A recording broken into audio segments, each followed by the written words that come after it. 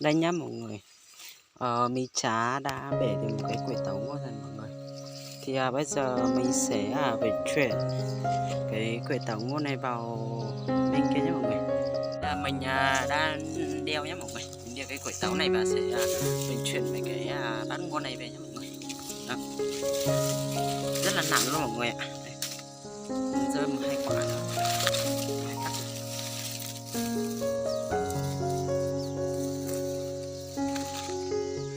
Đây mọi người ạ. Đây. Rất là nặng luôn mọi người nhé. Thì bây giờ mình sẽ vận chuyển về. Xin chào tất cả mọi người nhé. Mình là Mi Trà Hà Gia đây. Hôm nay thì Mi Trà sẽ đưa tất cả mọi người cùng Mi Trà đi cùng chú mình về ngô nhé mọi người. Thì hôm nay là ngày 31 31 tháng 8 nhá. Thì hôm nay bà Trà sẽ đi cùng chú của bà Trà về ngô nhé mọi người. Thì các bạn đang thấy là bây giờ thì bà Trà đã đeo một cái quẩy tấu nhé. Hôm nay đi bể ngô thì Trà sẽ đeo theo một cái quẩy tấu để đi bể ngô nhé mọi người. Thì Trà sẽ xin mời tất cả mọi người cùng Trà đi nhé. Đây là cái con đường mà đi bể ngô nhé mọi người. Thì ngô thì nó phải tích kia mọi người ạ, đi rất là xa luôn. Đây là má Pì Lèn nhé mọi người. Đó, bây giờ thì Trà sẽ đưa tất cả mọi người đi nhé.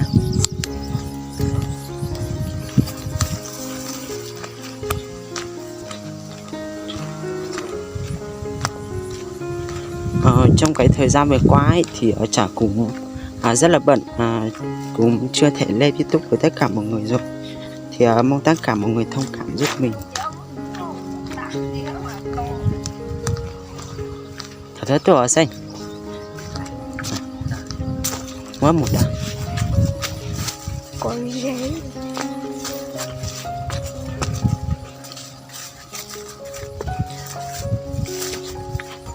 Hôm nay thì trời rất là nắng nóng thôi các bạn ạ.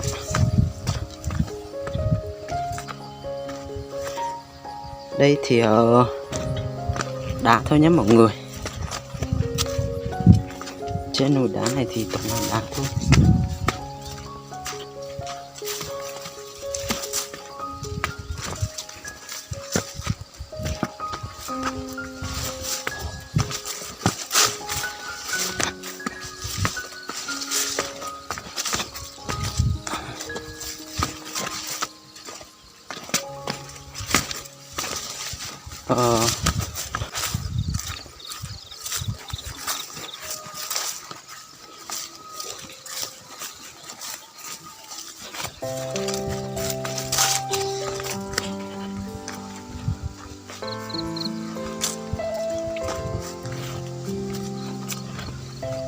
Đây là người dân người ta trồng đậu cái gì nhé mọi người.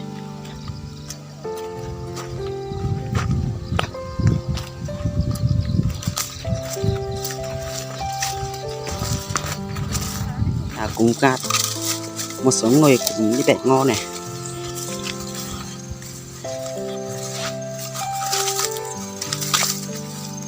Các bạn này là chắc cũng đi cùng chúng con bẻ ngô ấy mọi người. Thì ở đây thì mình có một số cây ngô này là người ta mới chưa chặt nhé mọi người. Đó, thì có một cái miệng rất to luôn, người ta vẫn chưa chặt, hầu như là đều bẻ hết xong rồi. Chắc là người ta vẫn chưa sạch nên là vẫn chưa chặt mọi người. Đây là một người đến cũng rất là đông rồi các bạn.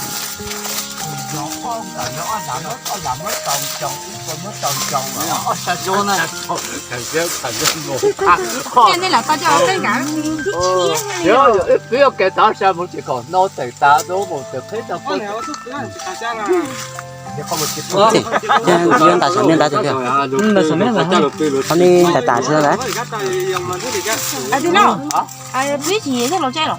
我知道不应该是我是人的就干冇做。我哋就追我哋落只個đâu. 知道。 Thì hôm nay mình Trà sẽ đi bể ngô nhé mọi người.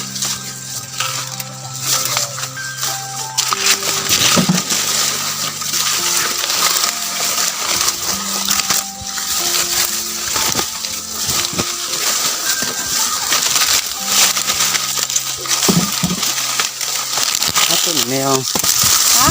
Phát tên này hả? Ủa, đây.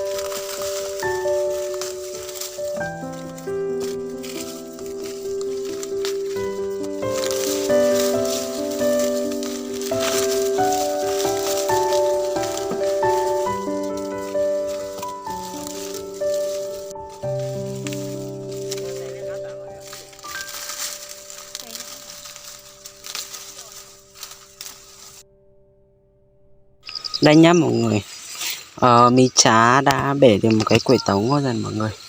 Thì bây giờ mình sẽ vận chuyển cái quẩy tấu ngon này vào bên kia nhé mọi người, để người ta cho vào bao xong là bắt lên trên kia xong là lấy xe trở về nhà nhé mọi người. Đây, như cái bắp con này rất là đẹp luôn mọi người ạ, nhưng mà nó rất là bé mọi người nhé. Đây nó rất là bé luôn. Đây, rất là đẹp nhưng mà tiếc là nó rất là bé mọi người ạ. Đây. Thì mình sẽ đeo cái quẩy tấu này và sẽ vận chuyển cái ngô này về bên kia nhé mọi người. Mình đang đeo nhé mọi người, mình đeo cái quẩy tấu này và sẽ vận chuyển mấy cái bát ngô này về nhé mọi người. Đó. Rất là nặng luôn mọi người ạ. Đây. Còn rơi một hai quả nữa, hai cắt rồi.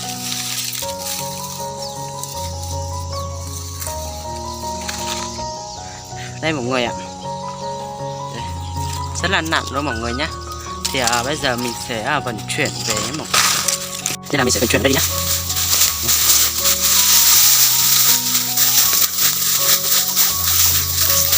Đây mọi người đang định mua xem này, rất là đông luôn. Hôm nay thì trời rất là nóng mọi người.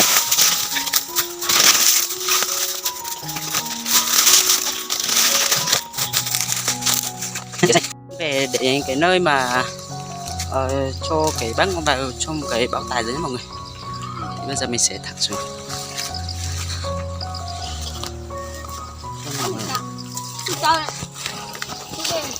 Hôm nay thì trời rất là nắng nóng luôn. Đây, có mấy em nhỏ này cũng rất là siêu đồng. Đây là em xính. Hiện tại thì mình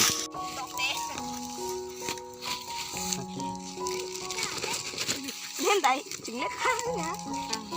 nhìn mê mê. Ồ, cho con cho chưa.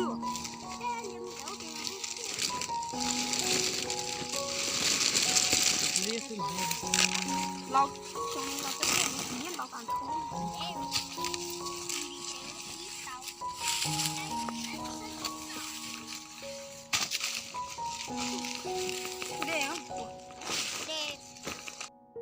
Thu được mấy cái bao tải này.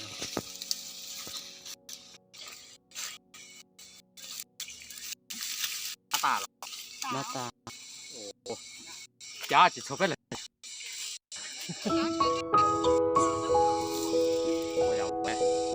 phết từ